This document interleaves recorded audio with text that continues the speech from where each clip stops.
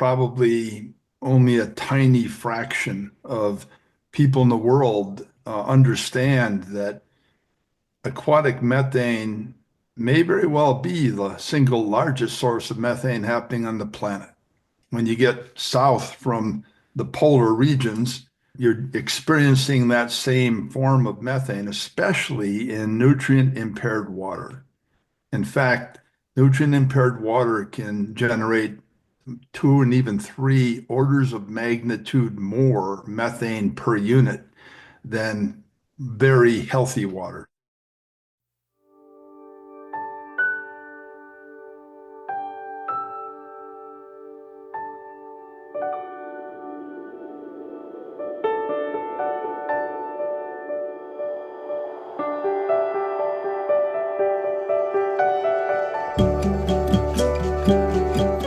Hello, and welcome to another edition of the Climate Emergency Forum.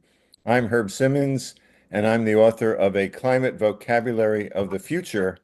And we have a very special program today and a very special guest, Bruce Kania. And Bruce is going to be talking about the many years exciting work he is doing in addressing basically the challenge of aquatic methane. I think most of us who watch this program know that methane, in addition to being obviously a natural substance with many benefits, in quantities too high, can be a very dangerous climate greenhouse gas. And Bruce has some really innovative, interesting, and fun ideas, and we really look forward and appreciate you being with us today, Bruce. So with that, I'm simply going to turn it over to you, Bruce, and tell us a little bit about how you have come up with approaches that are successful in reducing and addressing aquatic methane.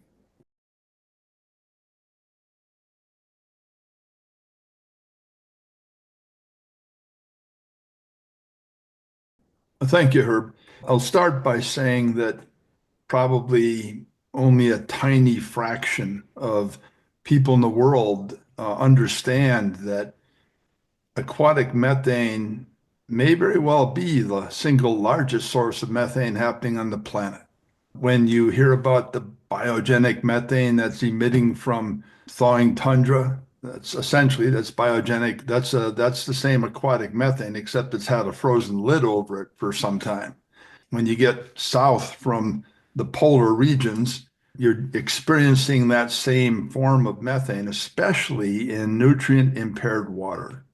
In fact, nutrient-impaired water can generate 2 and even 3 orders of magnitude more methane per unit than very healthy water. Think oligotrophic water from the lakes and the high mountains, that kind of thing, that aren't experiencing the nutrient impairment that happens typically around people, but especially around farming, agriculture. So water has been the fresh water, which covers roughly 6 or 6.5% of the planetary surface, is an incredible source of this form of methane. Fortunately, my work and the work of many other environmental service providers has helped us understand that this form of methane is actually a low-hanging fruit. We know how to fix it.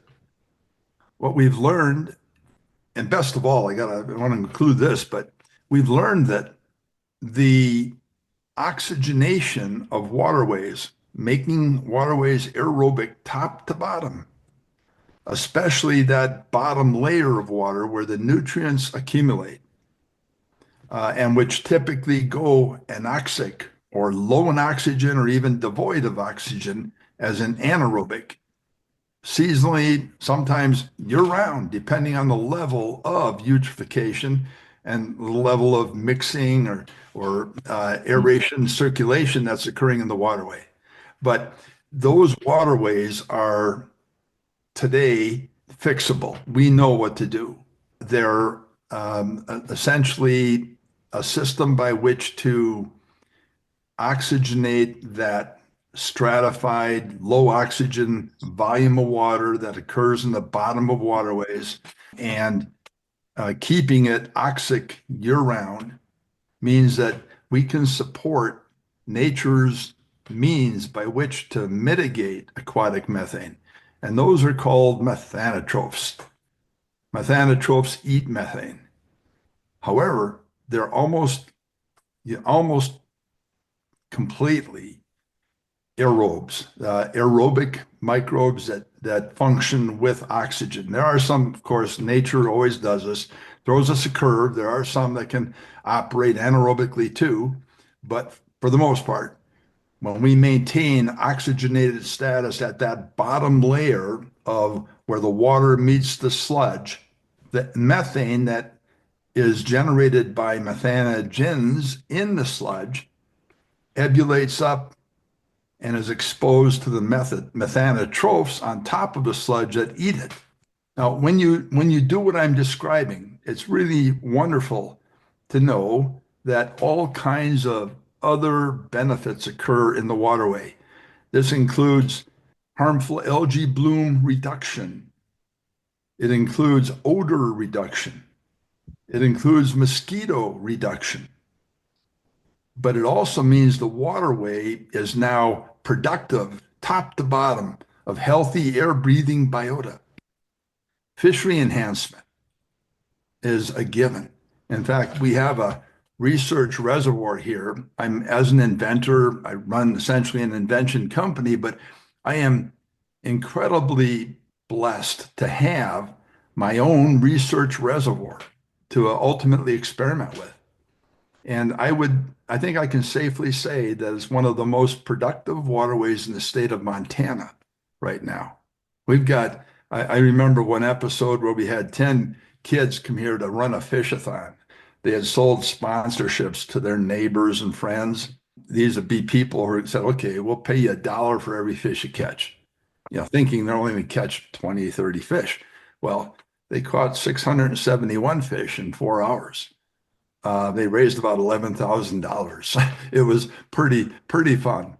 But what I'm trying to say is that when we steward water around nature's wetland effect, when we provide that aeration circulation combined with the surface area that occurs at that benthic sludge bottom water interface, when we make that aerobic, we end up with all kinds of the wonderful attributes around water that we love.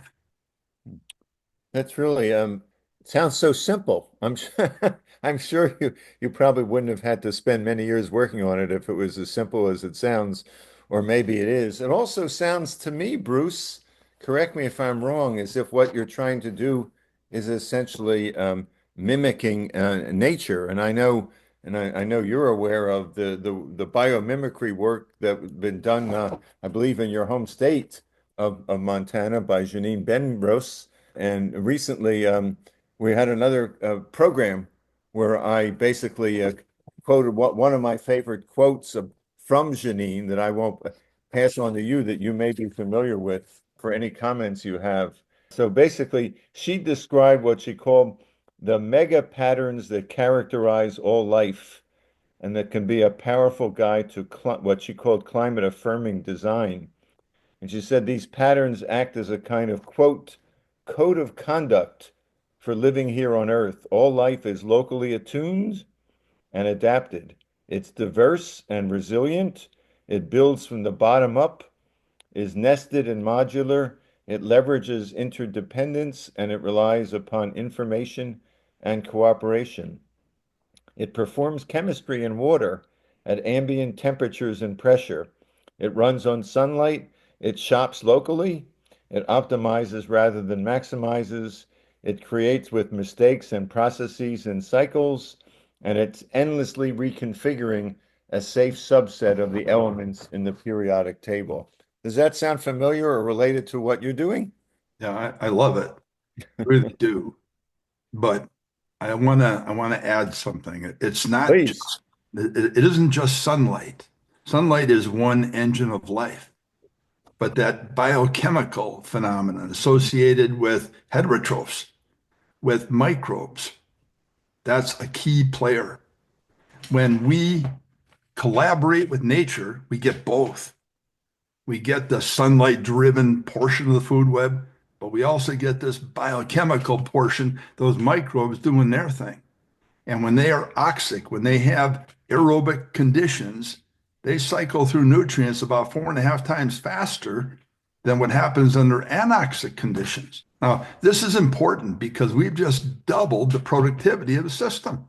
The idea, though, of collaborating, partnering with nature, that's truly the theme that drives my company. It's what we're all about, nature as model. No chemicals. In fact, chemicals are exactly the wrong thing to do in water. They result in sludge slash methane. So we humans, we have to get it right. I can give you a little bit of background on this, but remember you heard about the Haber-Bosch process where commercial fertilizer was generated. Well, compare that process, think about that, and then think about the Redfield ratio, which is sort of like the formula for life. 106 carbon, 16 nitrogen, 1 phosphorus. Think of that 16 nitrogen, 1 phosphorus, and check out what you buy when you buy a bag of fertilizer. 30-30, one-to-one ratio between nitrogen and phosphorus. And then you begin to understand why our water is so messed up. 22% of waterways in People's Republic of China are hyper-eutrophic. Hyper-eutrophic. Here in the US, 25% of our water is nutrient impaired, but we don't have it defined really any tighter than that. That's a staggering percentage. I guess that basically is a remarkable and important opportunity for you and your technique and process to begin to rejuvenate. Is that the right word? To bring the natural ingredients together as a good cook would. Very, very inspiring what I'm hearing. And so what I'd like to do now is turn it over to our regular panelists. I'll start with Paul Beckwith. Paul, as everyone knows, I believe, who watches this channel, is a climate system scientist in Ottawa, Canada, and is a prolific YouTube promoter of well over 1,000 videos on every aspect of the climate crisis. And I'm sure, Paul, you've got lots of questions and comments for Bruce. Yes, thank you, Herb, and thank you, Bruce. So understand that you create these artificial islands from different materials of various sizes of islands. You somehow pump air to the lake floor that brings the oxygen down and does its magic. So a couple questions. How long does it take to restore a lake typically? I think it's a fairly fast process, if I'm not mistaken. And is it better to anchor these islands in one place and then you're only rejuvenating the lake floor in one area underneath the island?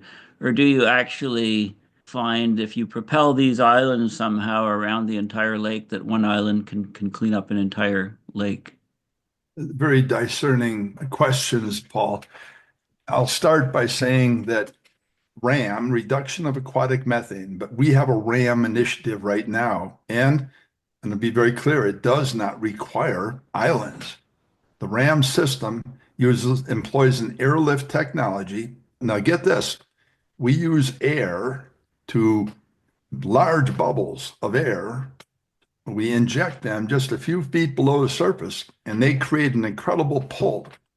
And we do that in a flume that is connected to the bottom. And that means we can bring water up from the bottom. We keep it on top for just about 20 or 30 feet in the flume, and then we send it back down again. So we're doing that. This is critical without changing the temperature of that water. And then getting to your point about how, a zone of influence, how much of the lake can we deal with when we do that? Well, this is one of the key areas of the invention, the RAM invention. But when we do that, we've discovered that we're actually able to pull from that very bottom layer.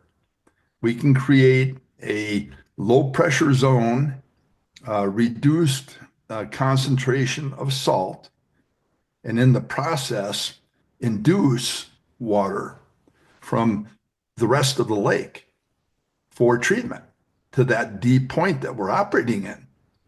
This is a breakthrough. This means we don't have to treat the whole lake. We can locate in one spot and fix a huge volume of water. And what Uh, sort of depths, what sort of lake, can this be applied to lakes with all sort of depths of water? in fact, Paul, we have a shallow water system that's both grid based and solar power based. So we're both grid and off grid capable. And that one doesn't have the same parameters that the deep water systems have. It's very straightforward to launch and build and put in place and operate. And perfect for stormwater ponds and relatively shallow waterways. But we also have designs for much larger waterways where we can operate at depth. In fact, we're looking at a 424-foot deep reservoir location this summer. And imagine pulling samples from that depth. I can Okay. tell you many Yeah. stories about how not to do it.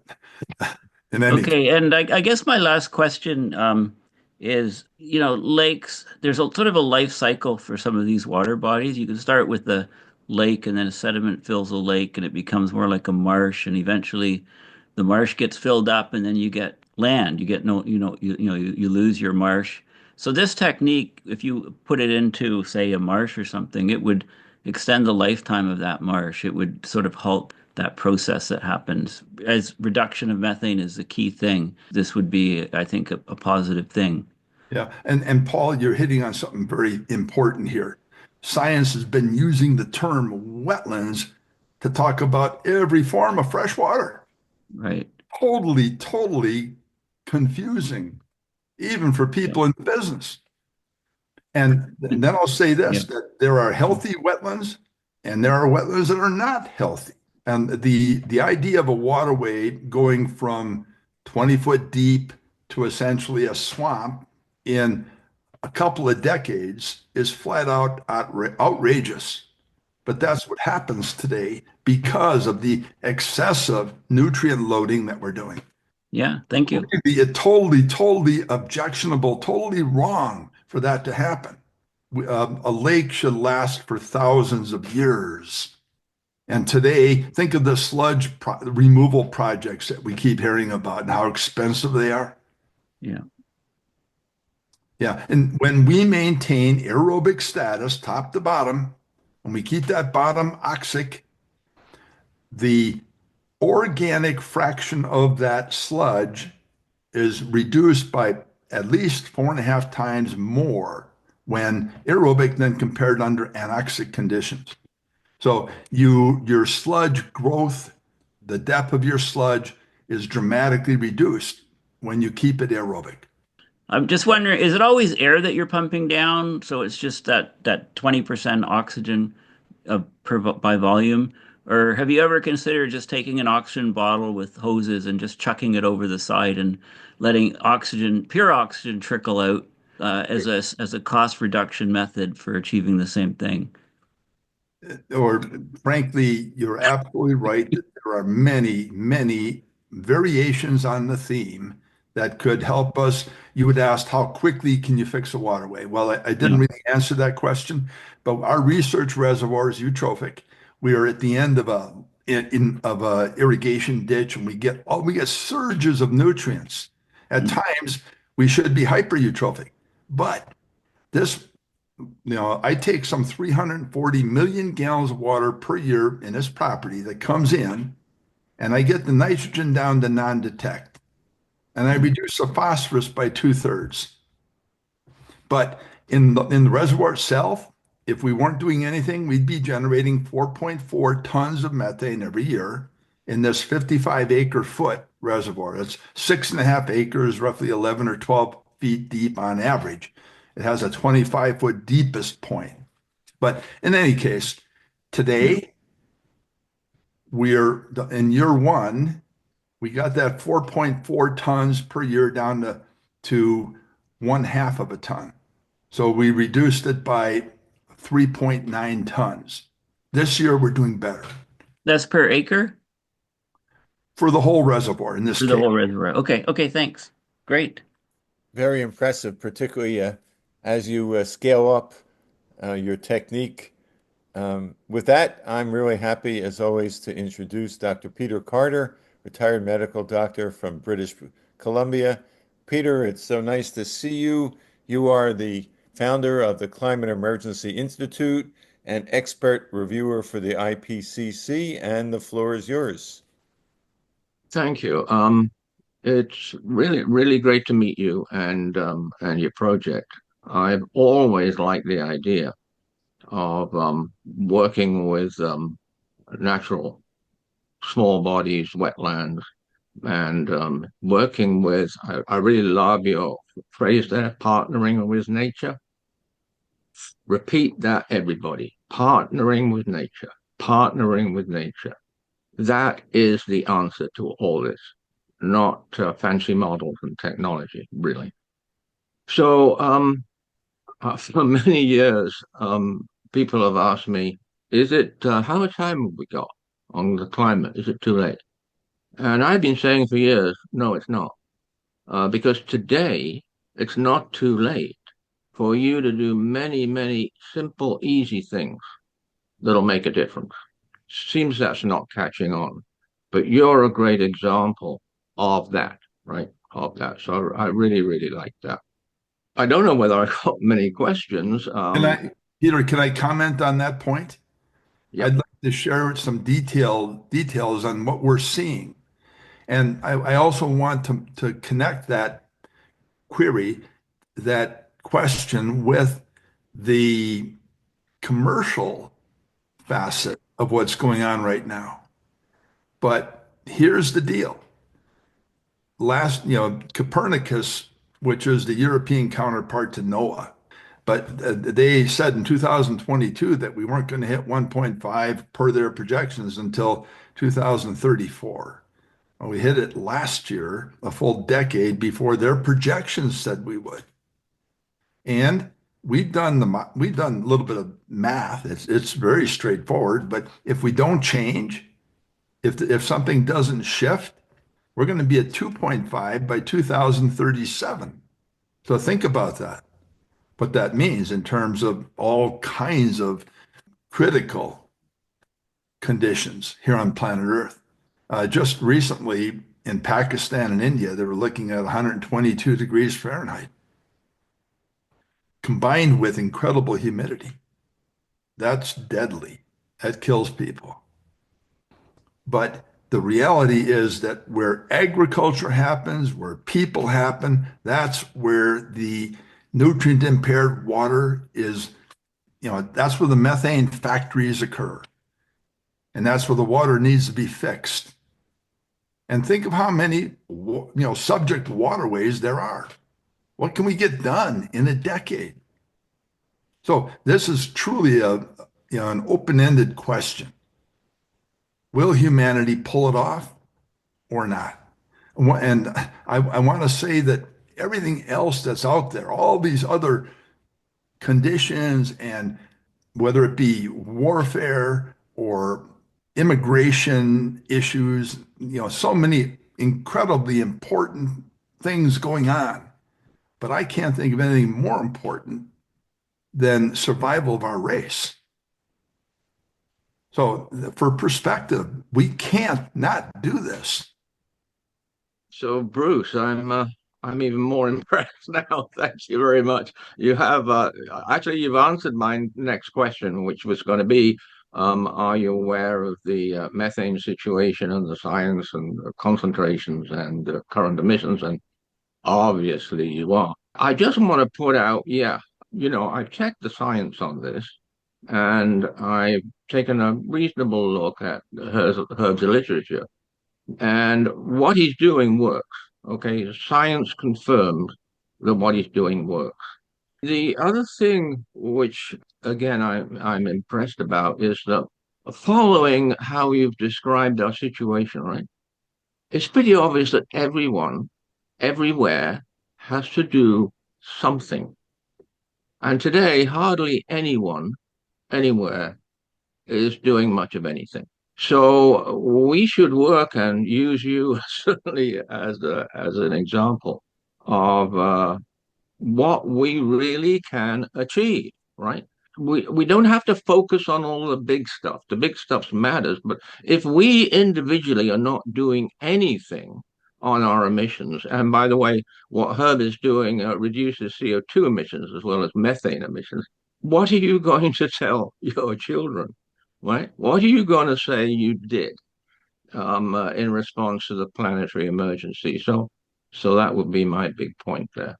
And Peter, I watched the video between where the folks present here, you and Paul and Herb, made a statement that knocked me backwards. When the three of you indicated, after looking at the tectonic and biogenic methane coming off the Arctic and the Antarctic, both polar regions, you made a point that, look, it's too late for research. We have to step into action.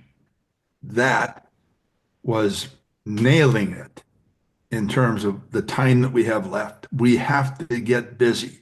And I don't care whether it's ocean iron fertilization or some other action, we better be experimenting at an incredibly aggressive rate now for us to survive. And we better be doing. We've got some known fixes like the RAM system. And ultimately, that methane today is at 30% of climate inducing or climate action biogas impact. If methane continues increasing like it is, it's going to take over from carbon dioxide in just a few years. Think about that.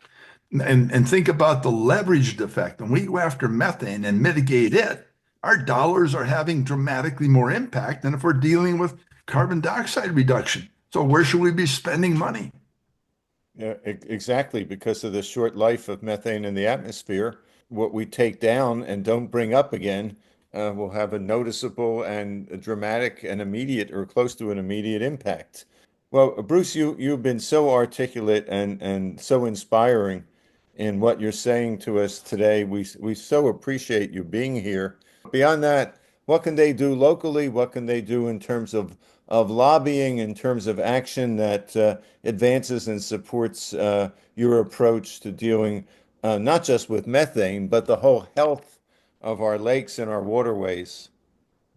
The key point about water will be not allowing the status quo treatment phenomenon to continue. When a water steward or water manager is treating water with chemicals, that needs to stop. There is no justification for that. There is no stewardship justification for that. Flat out none. They say, oh, we've got to deal with the sludge. Fine. Yeah, they can deal with it and they don't need chemicals. But watching for that and getting between that inappropriate stewardship and their water is something anybody can be watching for and ultimately potentially helping with. Okay. In fact, actually, that reminds me, there's this wonderful network in the United States and maybe other countries of water keepers, people and organizations. Are the water keepers action and advocacy consistent with your philosophy and approach? They are, and they take the litigation route, and flat out that needs to happen, and more often than it should, but it does. And yeah, the reality is that that's a form of climate action, and it needs to be in place and happening. All right. Well, again, thank you so much, Bruce. I'm energized. I suspect my colleagues Peter and Paul are energized also, and I suspect those of you who are watching today will realize the tremendous potential and simplicity at some level of basically making our waters rich with nutrients, rich with oxygen in the right mix and the right way consistent with what nature does every day of the year, every second of every day of the year. And so with that, I would like you to like this video, if it appealed to you, to subscribe to our channel, to go to our website, theclimateemergencyforum.org. We could use your donations as well so that we can continue many more than the 200 plus videos we've already produced. Tell your friends and colleagues about the CEF. We are one of the few, if only, video channels that focus on the climate emergency. And we look forward, as always, to seeing you next week. And thanks so much, Bruce, for joining us today. Thank you, everybody.